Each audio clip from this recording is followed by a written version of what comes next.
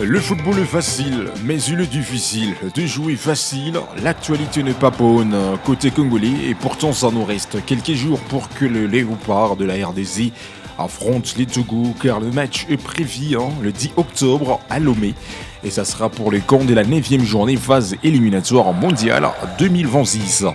Alors il s'agit de ces deux joueurs congolais qui ne seront pas de la partie.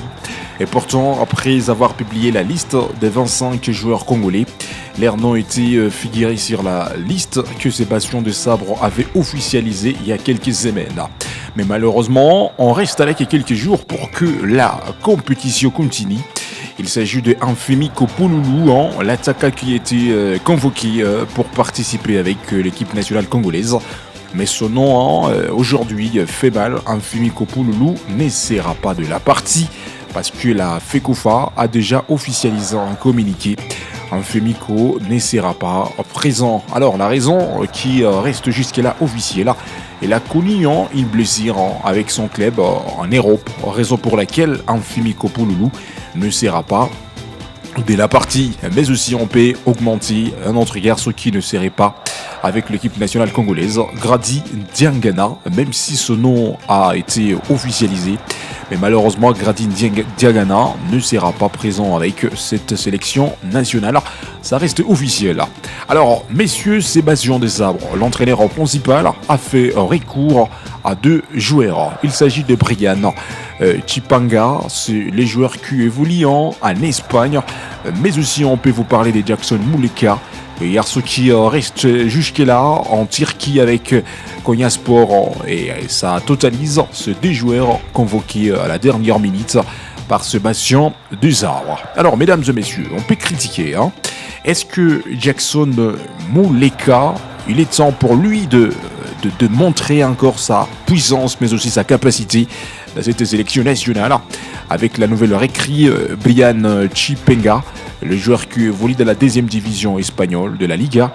Alors, le garçon ne sera pas. Aussi, pour lui, ça sera la première fois de participer avec cette belle équipe que nous sommes en train de vous parler, le Léopard. Alors, comment vous pouvez commenter, comment vous pouvez analyser l'absence de Infemi Kopouloulou et pourtant ces deux matchs que la RDC va livrer? Ce sont de deux matchs capitaux. Il faut battre le Togo et il faut gagner les Soudans pour équilibrer les calculs, de passer au barrage ou à arracher même sa qualification directe. Mais une mauvaise actualité qui tombe. Infemi Kopouloulou ne sera pas présent, mais aussi avec Grady Diangana. Mais malgré ces deux garçons ne seront pas de la partie, nous signalons les retours de Jackson Muleka dans la tanière congolaise parce qu'il y a longtemps que ces garçons n'étaient pas présents avec cette équipe nationale.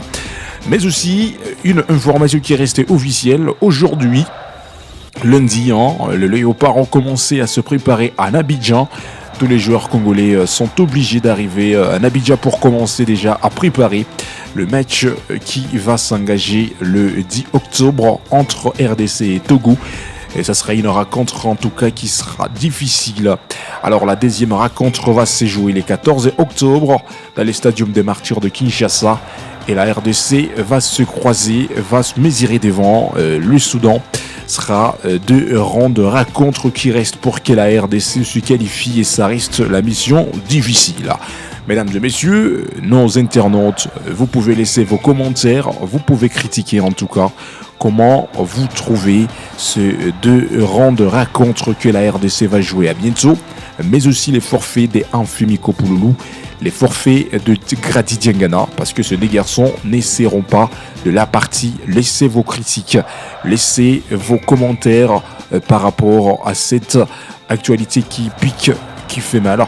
La République démocratique du Congo, en tout cas, ça reste la mauvaise nouvelle avant que la RDC affronte cette belle équipe que nous sommes en train de vous parler. Les Togo, mais aussi les Soudans, et nous sommes en train de les confirmer.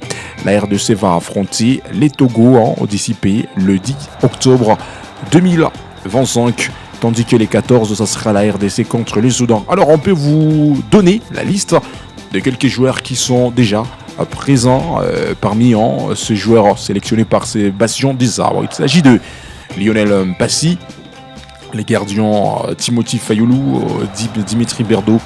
Et ces garçons sont présents pour commencer à préparer la rencontre.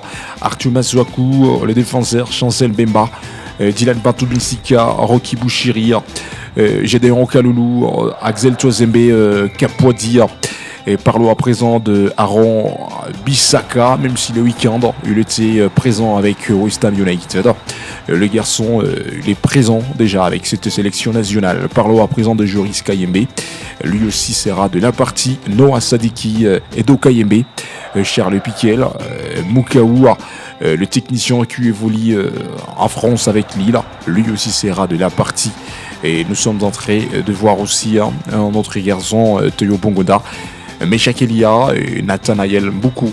Et pour l'attaque, aujourd'hui, Grady Diangana, il ne sera pas de la partie. Amfimi Kopouloulou ne sera pas de la partie.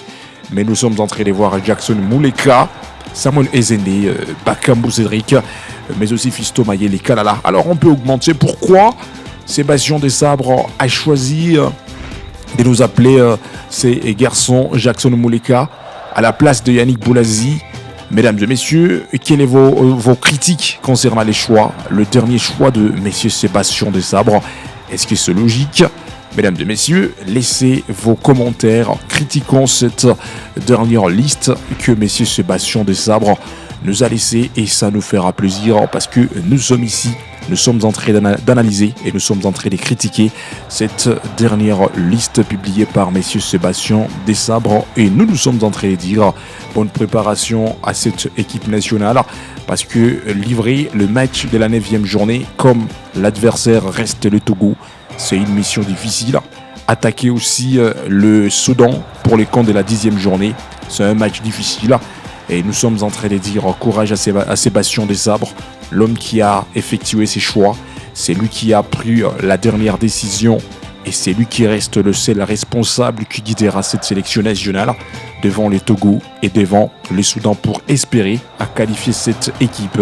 Mesdames et messieurs, vos critiques, vous êtes les bienvenus et on trouvera les meilleurs moments de vous lire, mais aussi on trouvera les meilleurs moments de vous répondre dans les commentaires et ça nous fera plaisir. Rendez-vous RDC Togo le 10 octobre 2025. Pronostiquons ensemble, analysons ensemble, comparons ensemble, mais aussi avec ces petites questions.